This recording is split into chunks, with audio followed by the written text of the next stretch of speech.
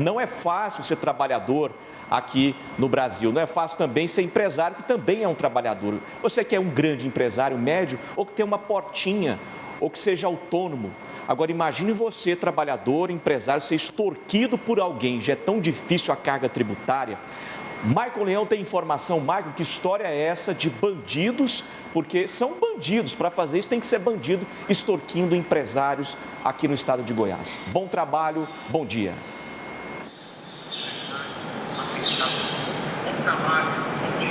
Pois é, Lucílio, bom dia para você, para quem está em casa. Já é tão difícil empreender no estado, né? Ainda tem gente que quer tirar proveito de quem está fazendo as coisas certinhas. A polícia prendeu 14 pessoas que faziam parte de uma associação criminosa que entre os anos de 2016 e 2018 estavam extorquindo empresários aqui do estado. A propina nesse período ultrapassou a marca, acreditem, de R$1 milhão. Quem está ao meu lado para explicar os detalhes dessa investigação é a delegada Débora Mello. Boa tarde, delegada. Obrigado pela participação da senhora. Como que funcionava esse esquema e por que esse valor tão alto? Boa tarde. Boa tarde a todos.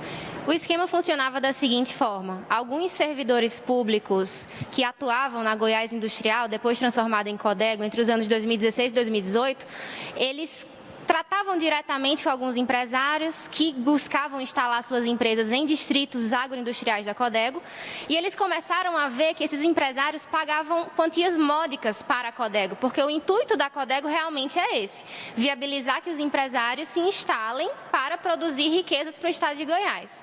Só que, aproveitando-se dessas situações, esses empresários tinham que pagar para a Codego e também tinham que pagar alguma coisa para esses servidores públicos, senão eles ameaçavam não dar andamento no processo, ou então até gerassem retaliações, até do tipo de despejo para alguns empresários que já estavam instalados e não queriam ceder às cobranças. Ou seja, mesmo depois que esses empresários já conseguiam estar lá dentro, outros que já estavam há muitos anos eram alvos dessa associação? Sim, nós temos elementos hoje de pelo menos 9 empresas em vários municípios do estado de Goiás que foram vítimas, né, que pagaram essas propinas, e nós temos informações também de muitas outras que se recusaram a pagar e que sofreram prejuízos. Então, é até importante, né, que esses empresários que tenham passado por essa situação procurem a Polícia Civil, porque nós estamos à disposição para tentar reverter essa situação tão danosa. Delegada, vale lembrar que esse caso aconteceu entre 2016 e 2018.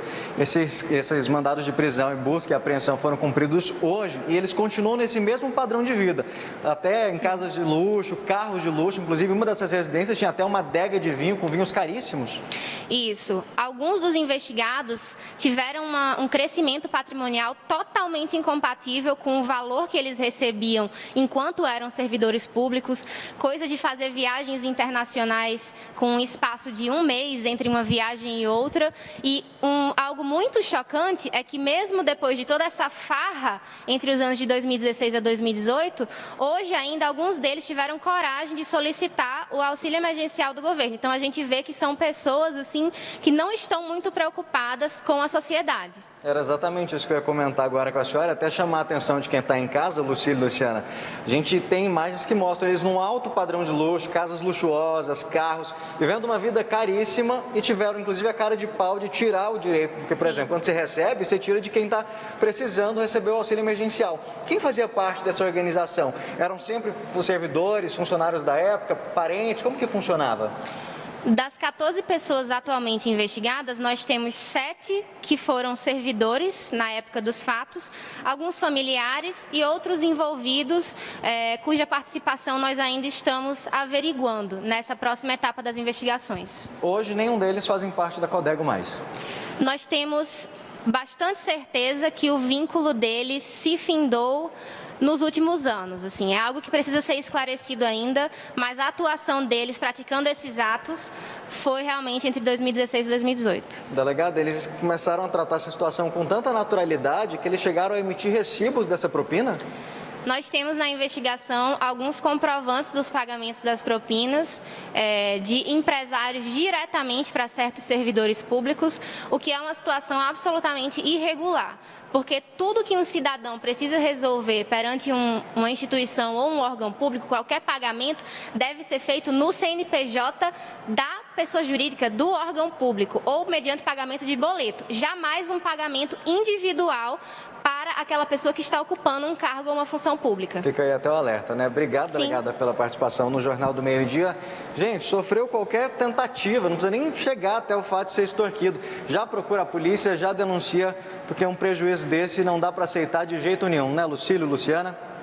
Obrigado pelas informações. Lembrando que a Codego é uma companhia de desenvolvimento do estado de Goiás, é estadual. Seria bom a Polícia Civil divulgar quem foi o político, porque para entrar lá tem que ter uma autorização de algum político, a indicação. Que político indicou essas pessoas, esses bandidos? Divulgue o nome Polícia Civil, porque nas próximas eleições, para que a gente saiba quem são os bandidos de verdade, eles também indicaram essas pessoas.